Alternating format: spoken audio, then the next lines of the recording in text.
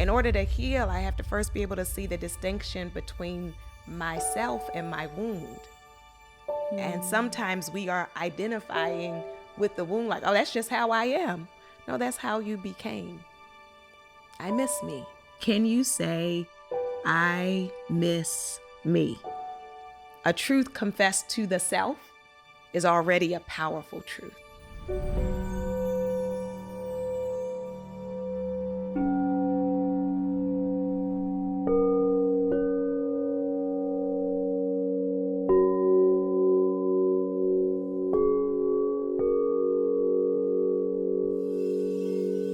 Welcome to Deeply Well, a soft place to land on your journey.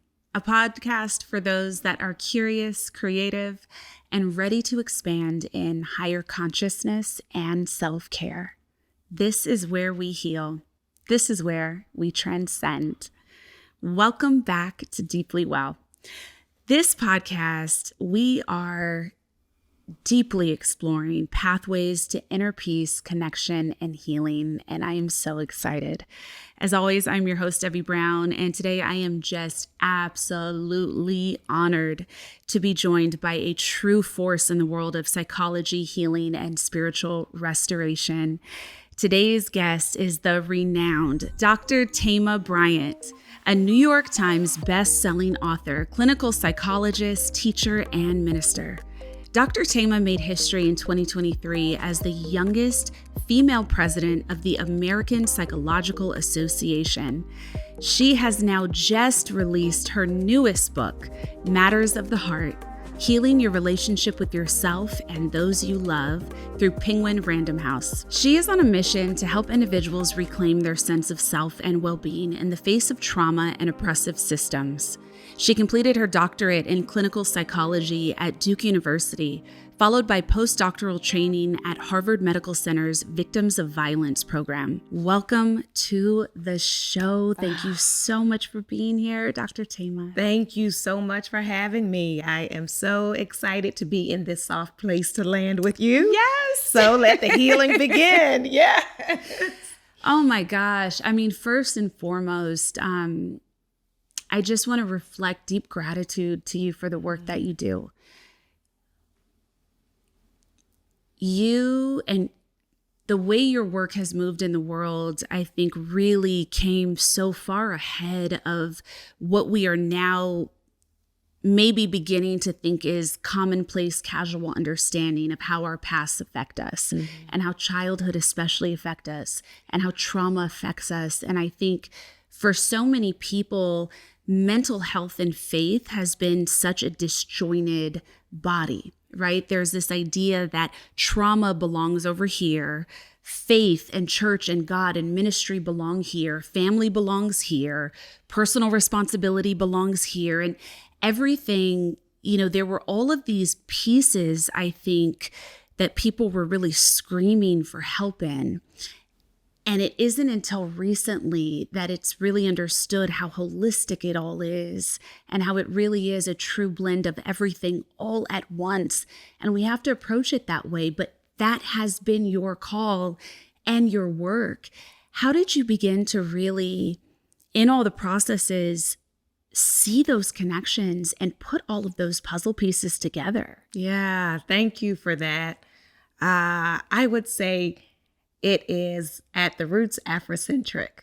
So in Afrocentric psychology, Afrocentric philosophy, there is not a false dichotomy. It's not like, are you spiritual or secular? Are you creative or intellectual?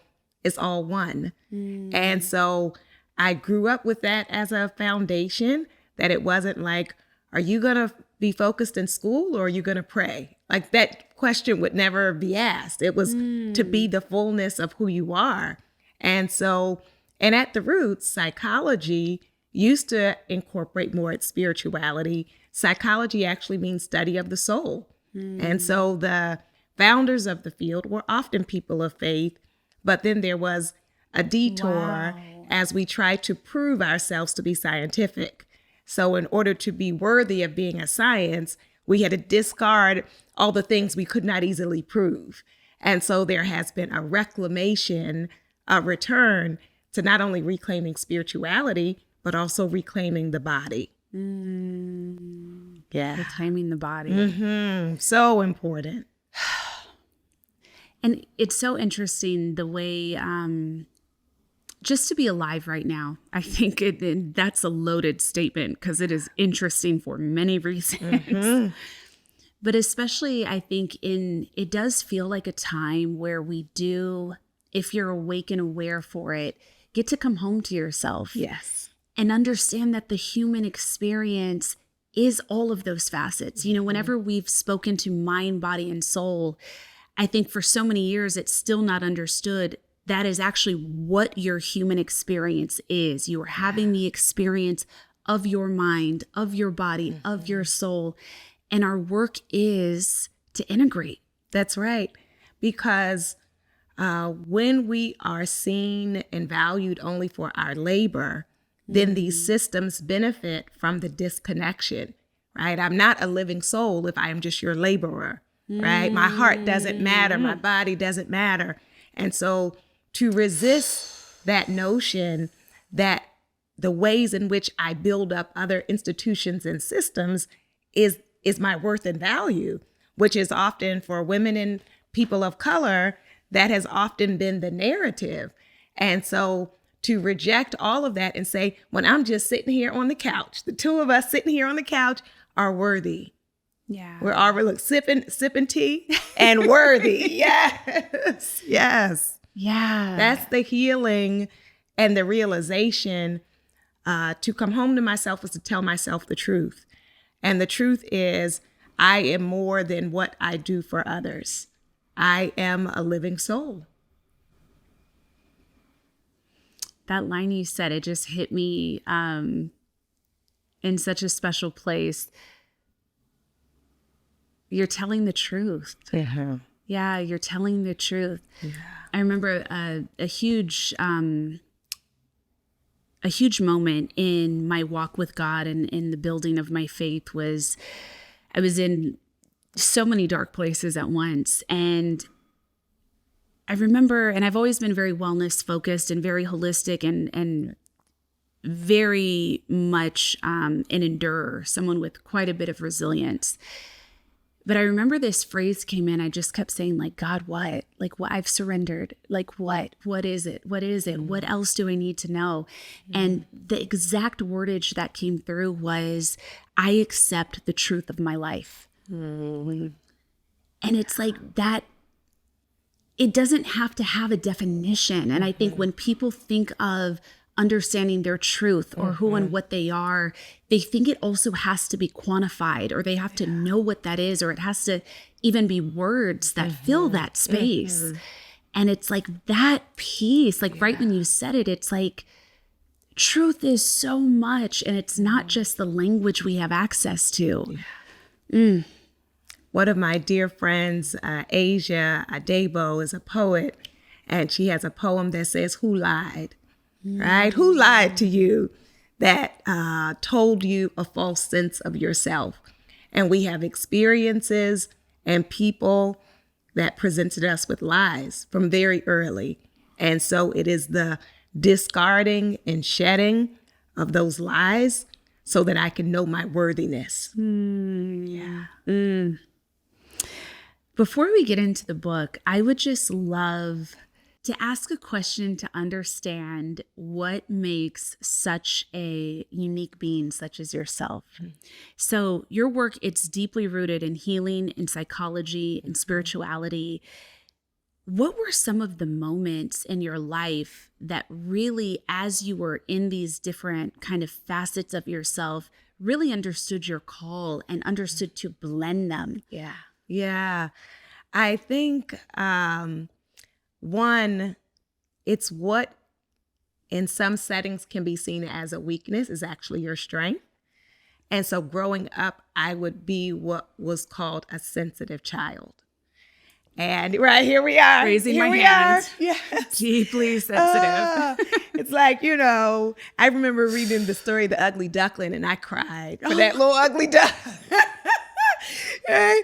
So you feel things so deeply, and in certain settings, like that's a problem. But when you discover what you're here for, it's like, yes, you had to be made that way, right? Yeah. So that you could feel and be tender and notice things people don't notice, right? And pay attention. So I would say that sensitivity, just like at my heart and nature, has been really important in my shaping. And then because my dad was a pastor, he would do what they would call pastoral counseling. So instead of people calling a therapist or a life coach, they would usually speak to their minister. And so I say in my prior book, Homecoming, my first time working a crisis hotline was as a kid, because people would call the house and they didn't care who answered the phone. They were just, you answer and they're crying. And I'm like, hello. Oh my God. So Wow. that kind of nourishing, So deep. right? And my mother, when I was like in middle school, she went into ministry as well, but focused on women's ministry.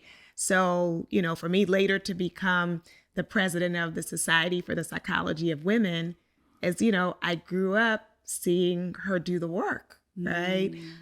So having that compassion. And then I primarily grew up in Baltimore, which, while it's beautiful culturally, also has a lot of community violence.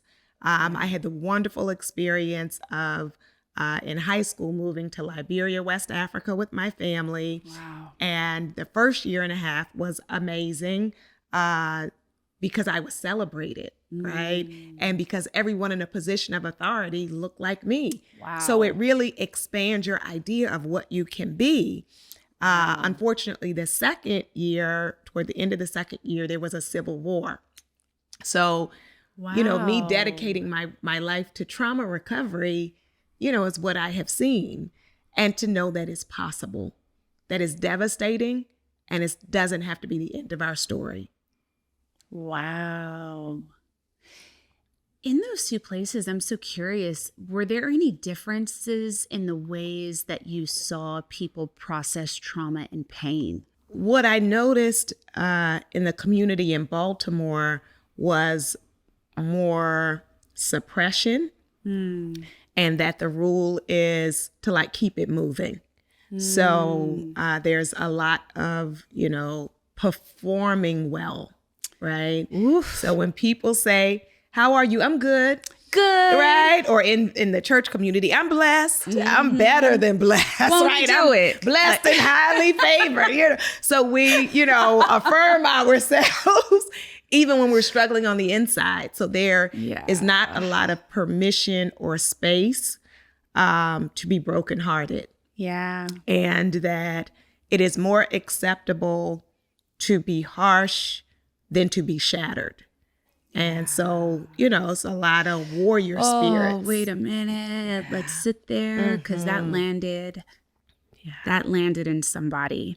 And on this show, we explore trauma a lot and self-healing a lot. And that's the piece, right, that I think is really confusing. And I can only speak to the experiences that I've really studied this in, but within Black families, the harshness that can come from your family, from your parents, this idea of, well, the world ain't easy, so right, learn gotta it now. prepare you. Gotta that's prepare the you. idea, is that I'm toughening you up so the world doesn't devour you. So it comes for some people from a place of love, from good intention, but can destroy people's spirits if you're a more soft person, or amplify and celebrate the hardness.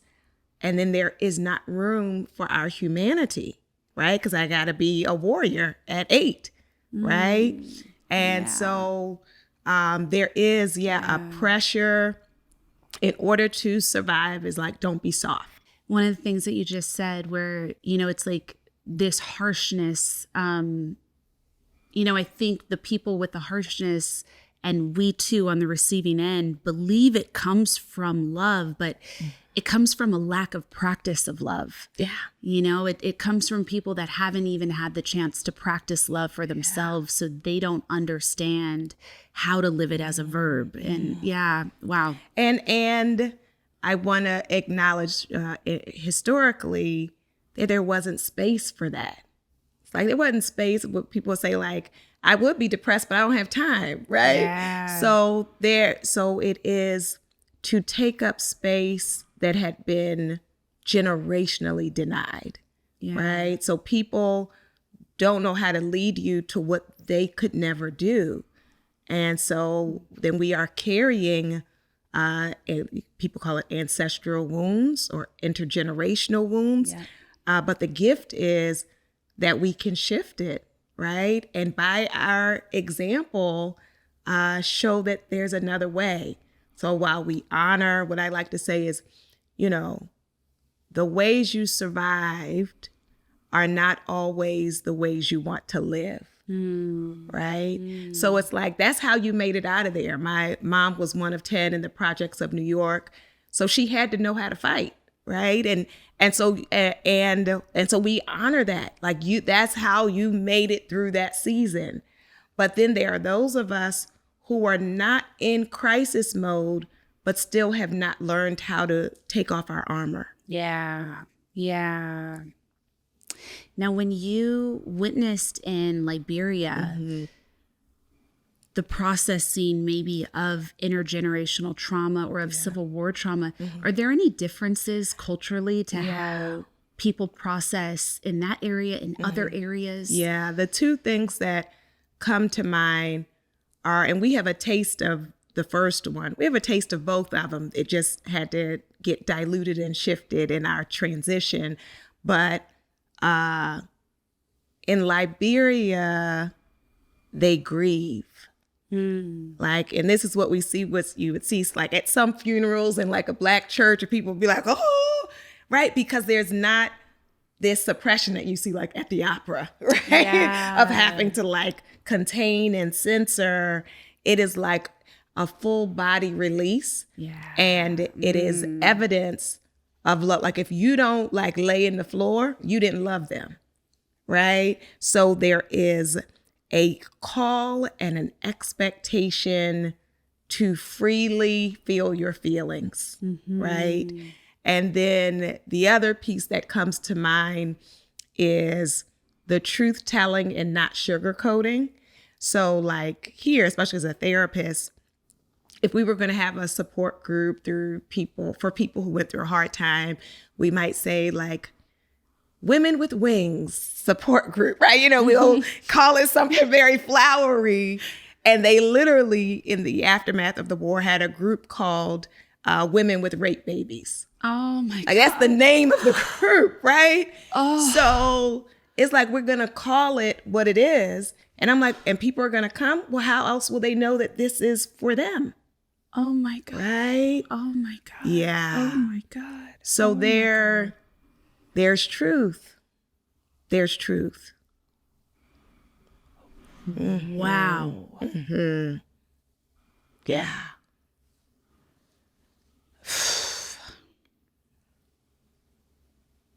My God.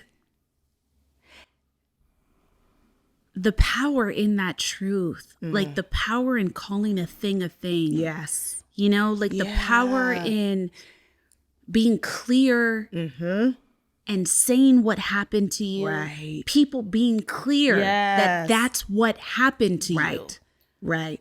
That it's not my shame or my secret. It's like, this is me and this is the baby and we're all here together. Yeah. Wow. That is something just kind of in the work that I do has actually been coming up now more than ever. Like when I'm guiding retreats or when we're doing, some trauma-informed facilitation, those are some of the stories that have been coming up so much more.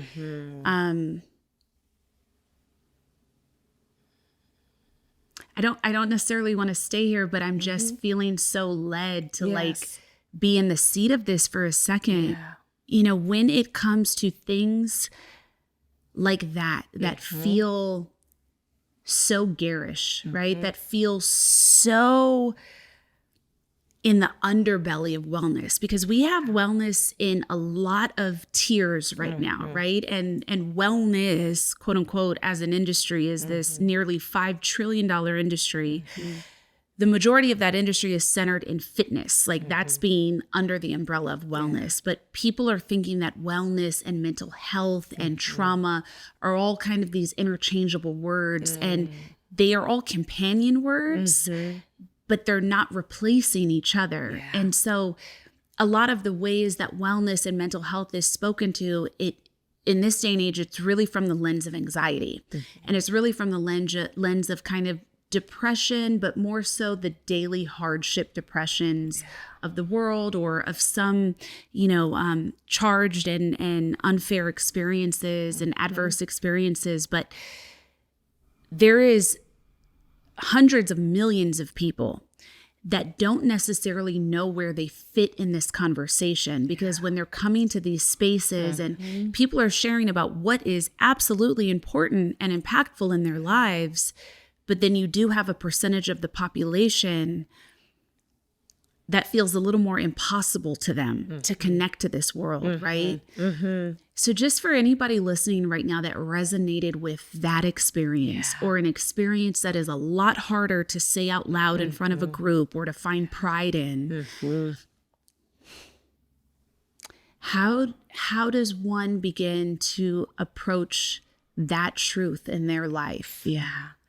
I would say to first whisper it to yourself. Right? The first person I confess it to is me. So one of the invitations that I invite people to is, can you say, I miss me? I miss me. And that acknowledges that who I have had to be, there are some parts of me that are missing, that got discarded along the way, that got hidden along the way, that got hurt along the way. And so in order to heal, I have to first be able to see the distinction between myself and my wound. And sometimes we are identifying with the wound like, oh, that's just how I am. No, that's how you became, right? So I miss me who could sleep well at night. I miss me who felt more confident. I miss me that didn't have this other stuff attached to my intimacy. I miss me. And so we can, whether we journal that or speak that out loud, a truth confessed to the self is already a powerful truth. It's already, instead of like, I'm good. It didn't bother me. I don't think about it. I'm fine. And it's, nope, I miss me. And I had to become this other version of myself. And there are some parts of me I want to get back. Thank you. And then picking friends that cultivate truth-telling, right? It's like, because if I have to perform with you like you're not really my friend, or, and that may be something you're doing or the story I have told myself. But a part of my healing is, even if I don't like get up and on social media and tell the whole story, is there anyone you tell it to? Yeah. Right? Yeah. Wow. The books that you've released before this one that we're going to step into, you've been doing this work for so long. And I thank you, and I just really want to keep saying that, and I really thank you, because doing work like this before most people even understood any of the connections, right? Like, it's a heavy work. It is such a heavy work to birth, and so complex. So some of your previous books, like Thriving in the Wake of Trauma, a multicultural guide, you published that in 2008. Surviving Sexual Violence, a guide to recovery and empowerment, published that in 2011. Tweets for the Soul, When Life Falls Apart. That beautiful book came out in 2015. And now you have your latest book, Healing Your Relationships with Yourself and Those You Love, Matters of the Heart. What led you to this next pillar in your life's work? Yeah, thank you for that. Recognizing how our relationships can nourish us or destroy us. Relationships, family, friendship, romantic, they shape our lives. So when they're healthy relationships, they're what we call protective factors. They can protect us from the depths of depression, from anxiety, from addiction, dealing with big life transitions. You know, if you're moving, but you have your friends, or you're going through a divorce, but you have good friends, that's a different experience. And on the other side, unhealthy relationships, heartbreak, abandonment, those things can devastate multiple areas of our lives. And they're often not talked about in that way. Yeah. So if you're successful, then people just assume that like everything is going to be a success and don't really talk about how our partnership can either elevate and nourish our lives, or really can take away everything. Everything. Yeah. Everything. Yeah. It's true on every level. And so I dedicated the book to my mom, who transitioned last year as a result of breast cancer. And she loved deeply and fiercely. And one of the moments that stood out to me is I had a friend who had like a very rough upbringing, who got to meet my parents.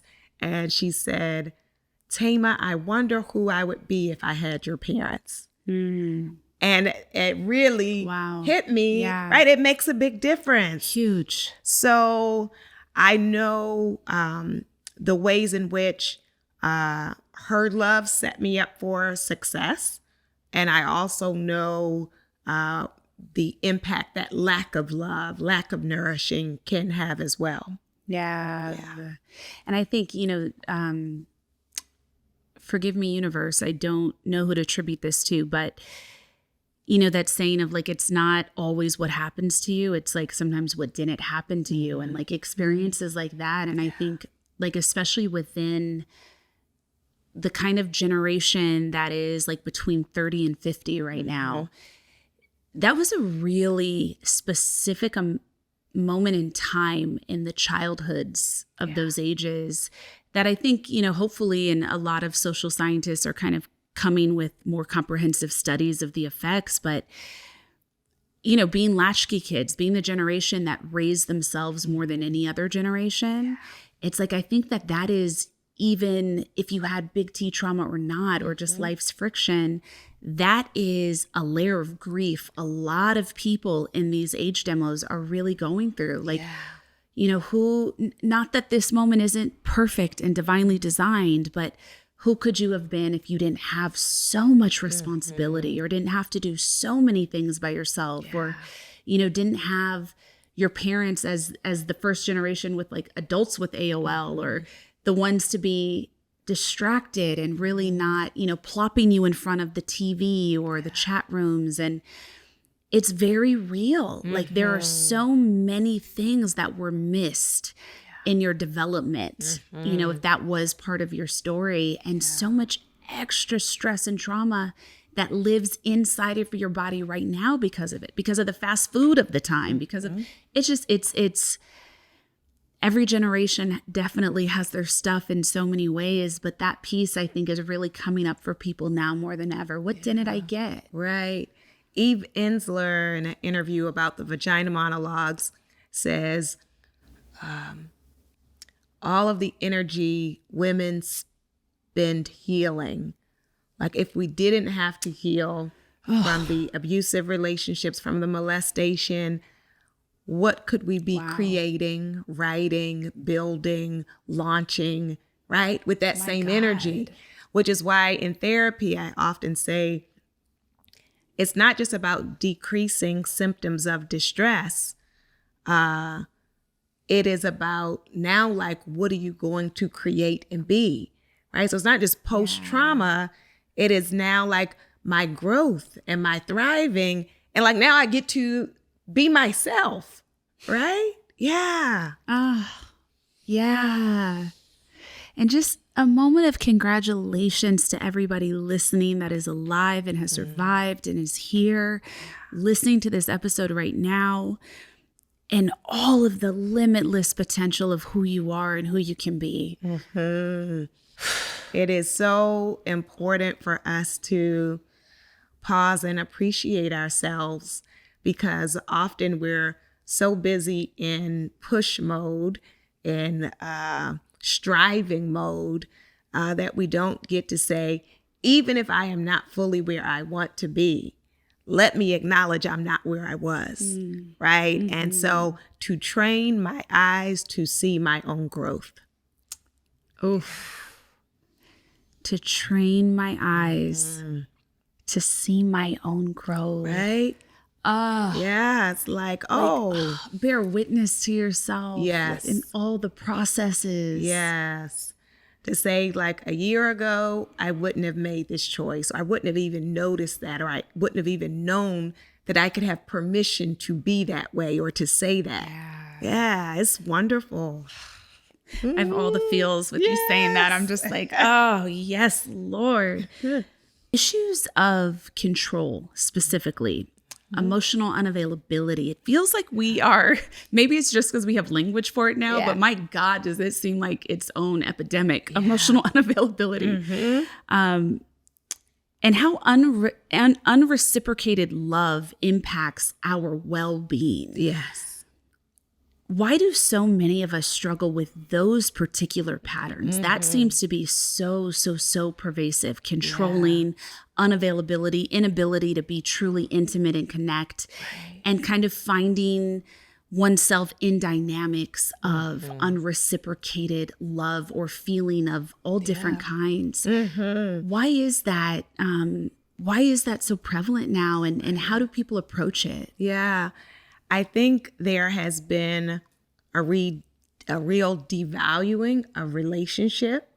So there is this focus on attaining and being driven and accumulating and being booked and busy and, all the things. Girl boss. Right? Yeah. Yes, right?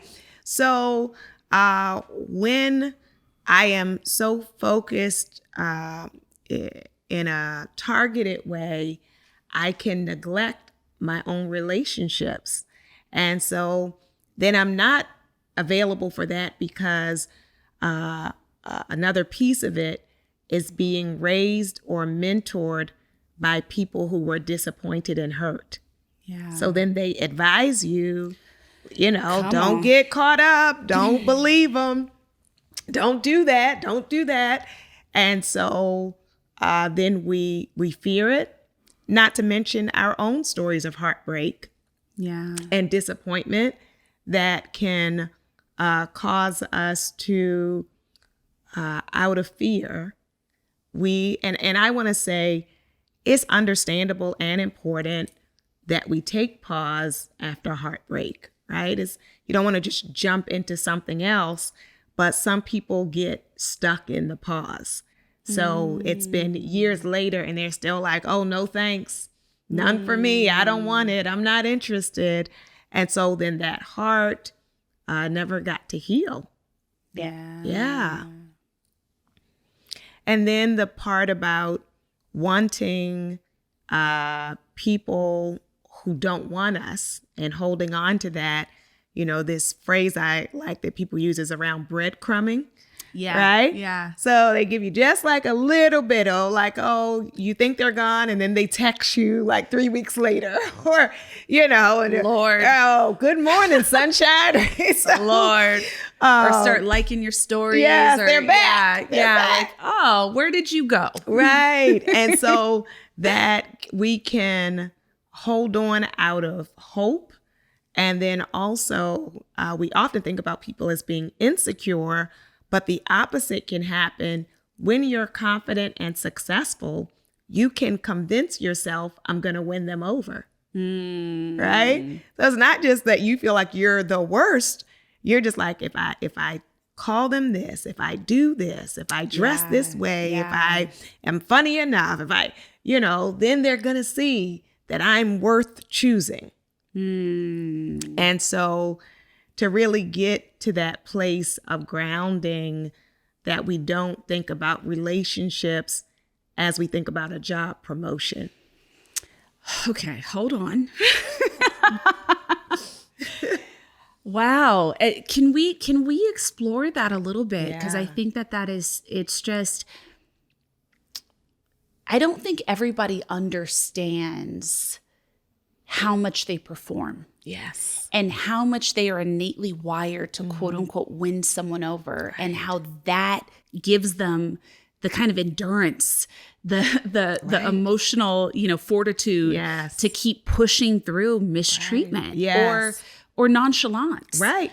And then once the people are quote unquote won, then they often lose interest. Yeah. Right? Yeah. Because we can become enamored with the pursuit, with the chase. Yeah.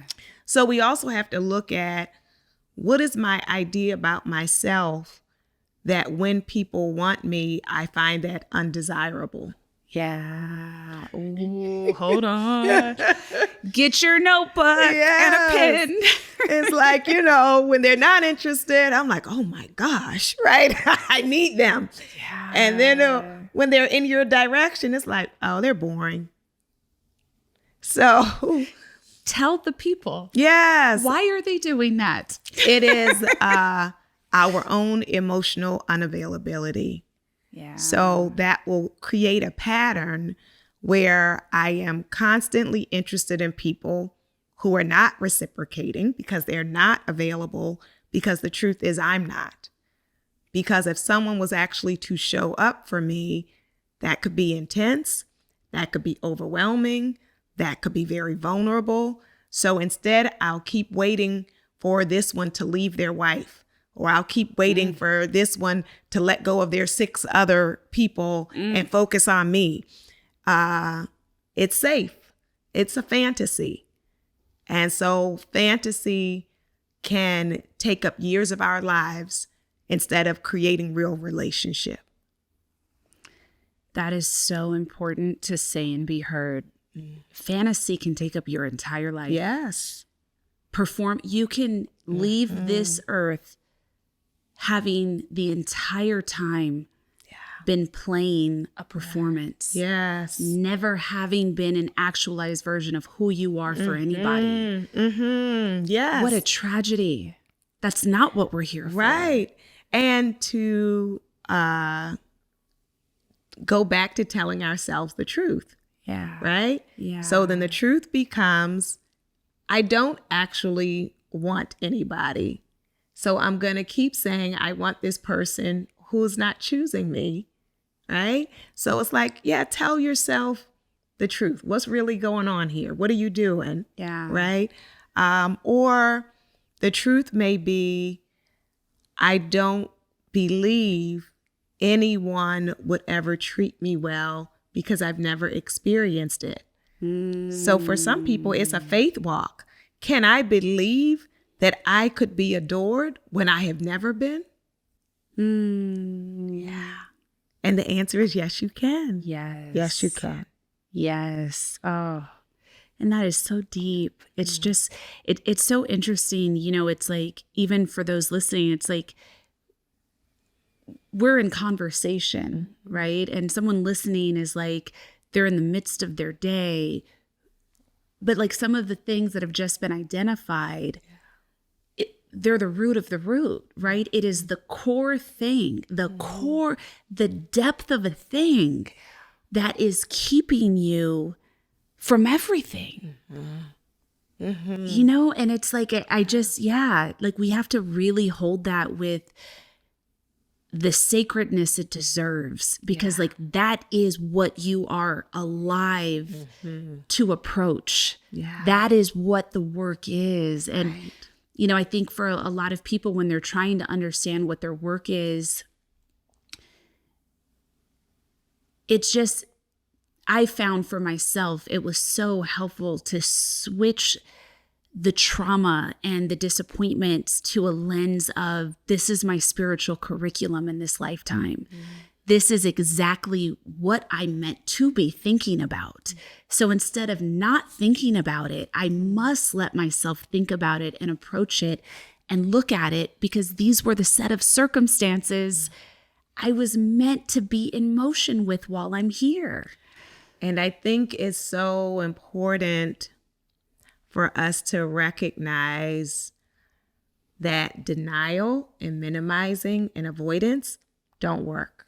Yeah. So our wounds show up even when we say, I'm fine. So we say like, oh, I don't think about things like that. I don't talk about things like that. But it affects the way I date. It affects the way that I parent. It affects the way I deal with authority figures on the job, because it is unhealed. And so it's not just like an invitation to say, oh, let's just look at trauma for trauma's sake. Trauma is looking at you, right? It is writing your story. And so I choose to reclaim the pen, that there were some things written on the pages of my life that I did not choose. Yes. And I'm not able to erase them. They happened. And I have the pen now. Mm-hmm. So what do I want to write with the rest of my story? God, it's just so powerful and true and beautiful. And it's, and I think, so many people avoid it, right? Because you think that once you admit it or say it or look at it, you will be ravaged by it and you will live in it. But it's like, no, I just want it to be noticed. Mm-hmm. I just want it to be seen a few good times so I could be released. Right. We're running and you can't outrun it because it's on you. It's in you. So it is, the more I run from it, the bigger it gets. And when I start to look at it and speak it, I shrink it by recognizing I am bigger than what was done to me. I am. Yeah. Wow. Thank you. Mm-hmm. One of the greatest determinants of our overall wellness is truly the quality of our relationships. Sure. From a psychological and spiritual perspective, what are the core ingredients for a nourishing relationship, friendship, romantic, in relationship, but what are the core elements of one that is healthy and is nourishing? Yeah. So one is loving care, right? If I love you, I'm not going to do certain things, right? If I love you and I care about you, I'm going to be intentional. If I love you and care about you, it's not a burden. You don't have to keep asking for certain things because it's out of love, right? So sometimes we have to tell ourselves the truth of like, do you even care about that person, right? Because sometimes we are with people because we are into their potential, which is not love. It's like, who I want to make you. I'm going to make you. I'm going to create my dream person out of you. And it's like, you don't care about that person. Set them free and let them find someone who loves them as they are. Right? Yeah. So, let's, on a core level, that loving care in their present condition. So, yes, we all want to grow and evolve. But if I don't care about you now, then I need to release you. So that's one. Another one is we hear it from everybody, which is communication. A lot of us are conflict avoidant. So we don't speak up. One, we wish people would read our minds. So I mean, why can't they though? Right? Like, just like I don't understand. No. And then, based on our past, we might feel like if I share an issue, they might get mad or they might leave. So now I'm just holding it in. But the resentment is growing and they're continuing the behavior, not knowing that you really care, not knowing that that's an issue. So we have to lean into the hard conversations and allow people to see us with all that comes with us. And we also have to be willing to hear them and to know we're not clones. We won't think the same on everything. Our emotional response won't be the same. So learning each other's language is an important part of having a healthy connection. And then we want relationships that are reciprocal and mutual, not one-sided. Whether we're talking about friendship or romance, it shouldn't be one person doing everything. Yeah, we need to give and receive.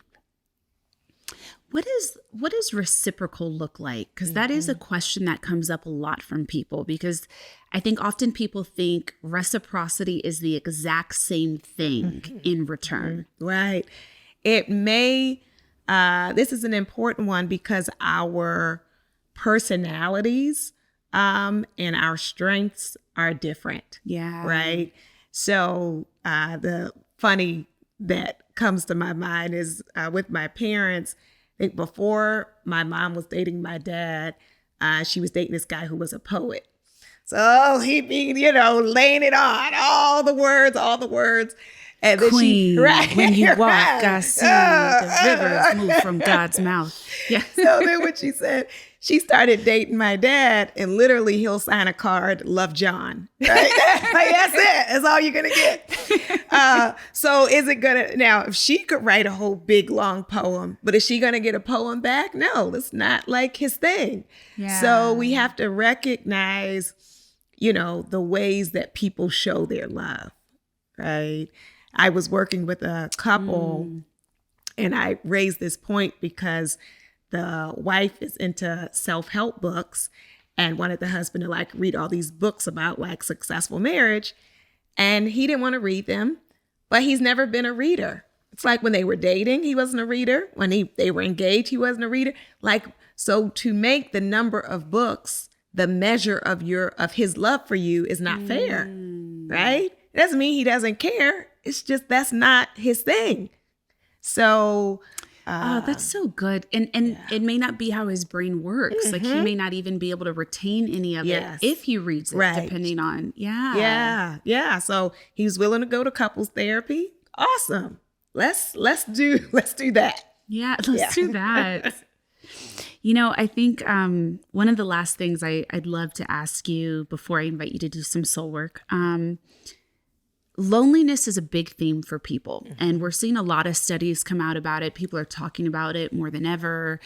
People choosing to be single is at some of the highest numbers it's ever been, or at least have been recorded. I think one can be lonely for so many reasons. First, let me say that I don't want to be overly general with our understanding of loneliness because it's so layered. And there's so many barriers or so many reasons for it. But, one of the reasons that I think not everyone notices is that some of their loneliness and self-isolation is self-imposed because they don't necessarily have the tools for deeper intimacy, though they crave it. How can people begin to move beyond surface level interactions and start to cultivate those deeper relationships, that deeper community, that even deeper communication that they have been longing for or wanting to experience for the first time? Yeah. It's important that we look at the stories we've been telling ourselves, because the story I've told myself about love or about relationships or about attractiveness can then shape my behavior, and that can lead me to sabotage the possibility of connection. Right? So people will say oh, I really want a partner, and they go out, they're at a restaurant or wherever they are, and someone approaches them and they respond in warrior mode. Like, what do you want to know my name for? It's like, wait, Yeah. I thought What you looking at? Why are you staring at me? So now I'm blocking my blessing, right? Because I showed up for combat when I want connection. So we, or you know, people who are on these apps, and I know there can be a lot of mess on there, but some people are like eliminating everybody, right? It's like, no, they're to this, to that. It's like, you want to at least have a conversation. Let's at least see if it's possible. Well, that may or may not be me, Right. but Yeah. So exploring the story, and then that whole thing of like, if I want something different, I may have to do something different. yeah, Right. yeah, And it can help to get feedback from people. If you have close friends, you know, to say, you know, are there any things you've noticed about me in this space?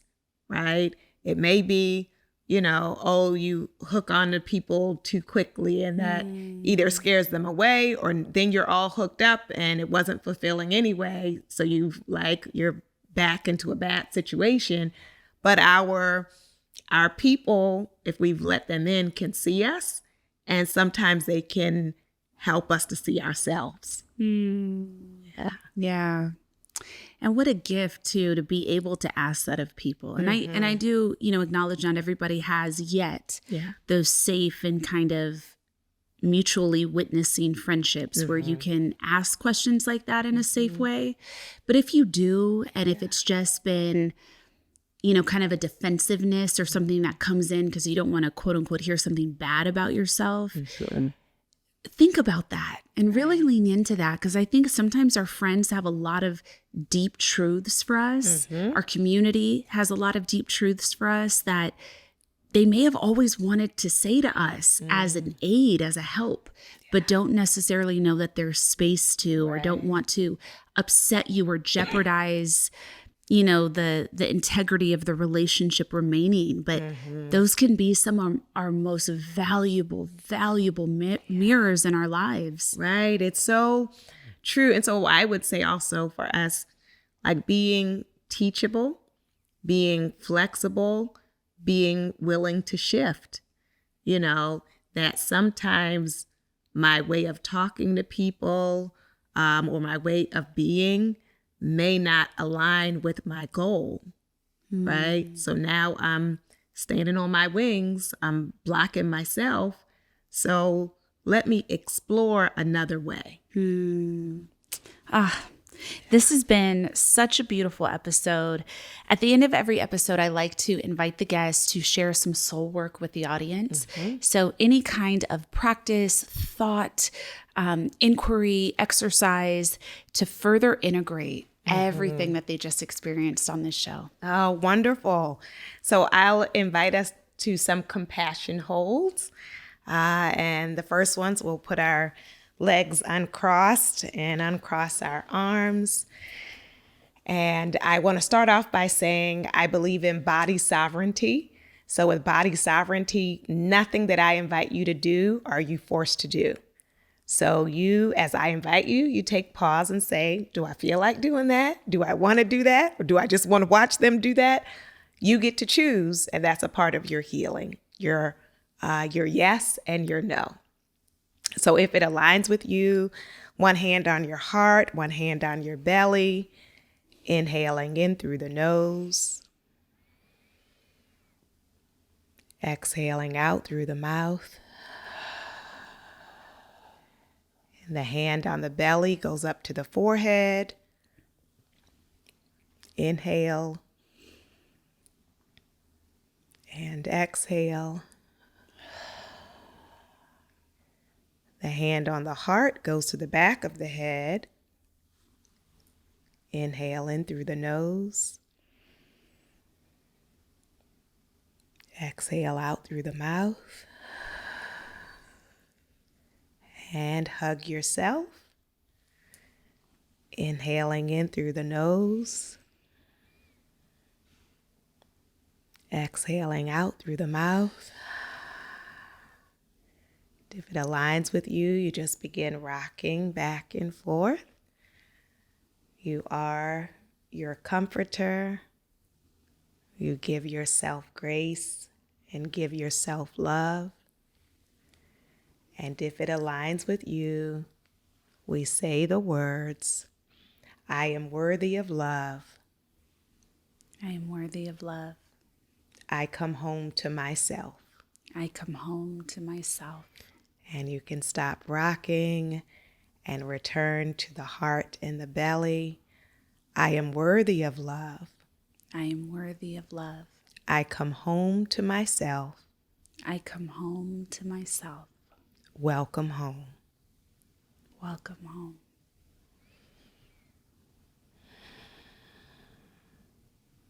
Beautiful. Thank you so much. Oh, thank you for having me. Wow. Yeah. What an honor. What a pleasure. What a privilege. Thank you so much for your work. Everyone, this beautiful book is everywhere now. And don't forget to check out the OG classics that she has been putting out. Matters of the Heart by Dr. Thema Bryant. We'll be back next episode. And in the meantime, really sit with this. Sit with some of this conversation. See where it applies. Notice where it doesn't. And share this episode with a friend that you think could really be moved and changed by it in a way that is helpful and supportive to them. As always, thank you for listening. Namaste.